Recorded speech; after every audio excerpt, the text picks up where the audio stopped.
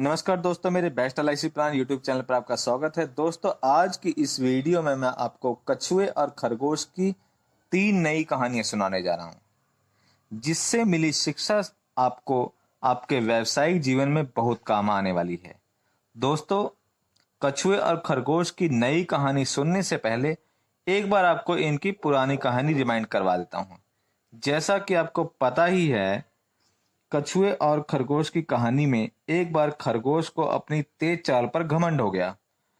वह जो मिलता उसे रेस लगाने के लिए चुनौती दे देता। कछुए ने उसकी चुनौती स्वीकार कर ली। रेस हुई। खरगोश तेजी से भागा और काफी आगे जाने पर पीछे मुड़कर देखा कि कछुआ कहीं नजर नहीं आ रहा था। उसने मन ही मन सोचा कि कछुए को तो यहाँ तक आने में काफी समय लगेगा, चलो थोड़ी देर आराम कर लेते हैं।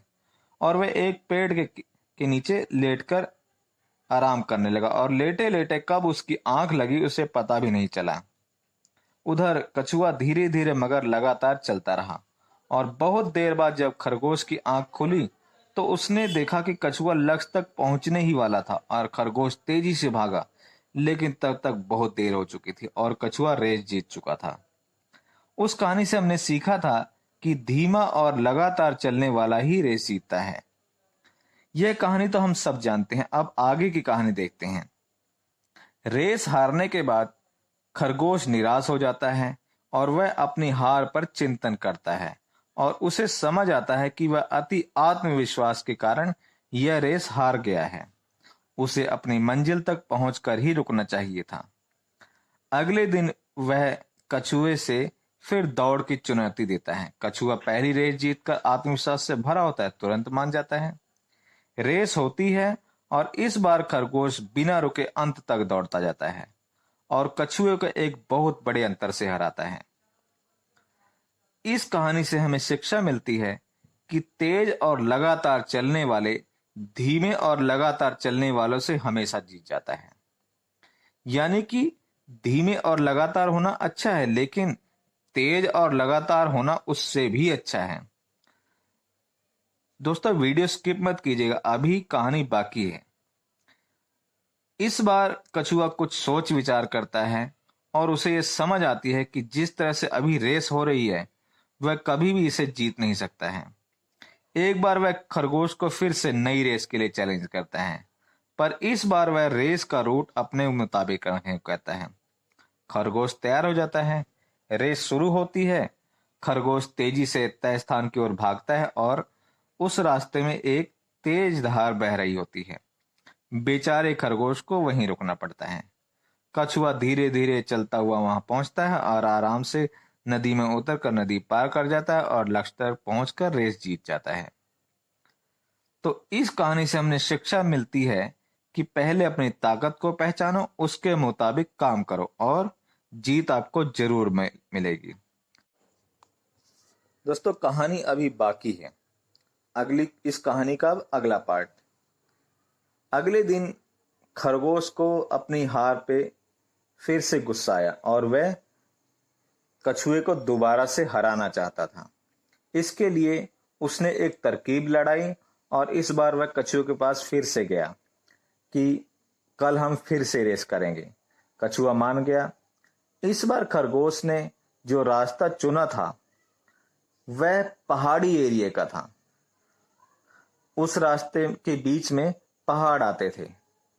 इस बार रेस फिर से शुरू हुई और इस बार कछुआ तो धीरे धीरे चलता गया, लेकिन वो पहाड़ के पास जाकर रुक गया और खरगोश उछल उछल कर उस पहाड़ को पार करके अपने लक्ष्य को प्राप्त किया और रेस को जीत गया।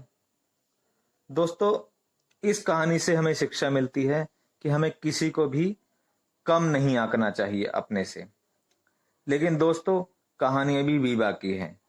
इतनी रेस करने के बाद अब कछुआ और खरगोश अच्छे दोस्त बन गए थे और एक दूसरे की ताकत और कमजोरी को समझने भी लगे थे।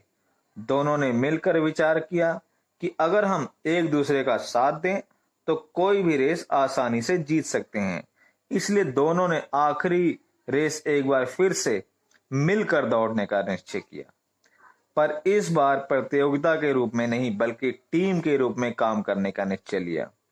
दोनों स्टार्टिंग लाइन पर खड़े हो गए।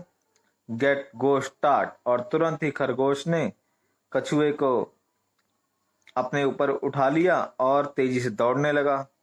और दोनों ने पहले पहाड़ों को पार किया, और उसका जब नदी की बारी आई तो कछुए ने खरगोश को अपने ऊपर बैठा लिया और कछुआ खरगोश के लेकर नदी पार कराई। इस प्रकार से दोनों ने मिलकर इस जो दौड़ को था उसको पूरा किया और फिनिशिंग लाइन की ओर दोनों एक साथ पहुंचकर दोनों ने रिकॉर्ड टाइम में रेस पूरी कर ली। दोनों ही बहुत खुश और दोनों ही अब संतुष्ट थे। आज से पहले कोई रेस जीतकर उन्हें इतनी खुशी नहीं मिली थी जितनी आज मिली थी। दोस्तों, इस कहानी से हमें शिक्षा मिलती है कि टीम वर्क हमेशा व्यक्तिगत प्रदर्शन से बेहतर होता है। व्यक्तिगत रूप से चाहे आप जितने मर्जी दक्ष और होनहार हो, लेकिन अकेले दम पर हर मैच नहीं जीत सकते। अगर लगातार जीतना है तो आपको टीम के साथ काम करना होगा।